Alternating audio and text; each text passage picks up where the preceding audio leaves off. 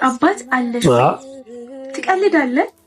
ቆይ ለዛው ማለት ነው ከዘንድሮ የኑሮ ውድነት በላይ ውድ የሆነ አባት እንደ ወርቅና እንደ አልማዝ ተቆፍሮ የማይገኝ አባት 1 ሚሊዮን ሲሆን አላሙዲን ማን ነው ምንድነው ከየት ነው የሚያስብል አባት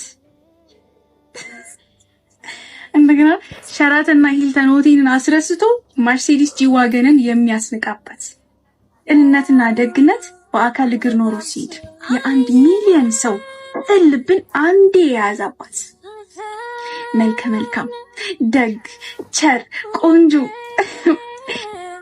በጣም ቅን የሆነ አባት እንደኛ ደግሞ ልንገራችሁ የሚያምር እጅ የሚያምር እግር የሚያምር ጸጉር የሚያምር ጥርስ የሚያምር ፈገግታ ያለው በእውነት የምን አባት እንደዚህ የምን አባት ነው ያለኝ። ኤኒዌይስ ባይ ሌላም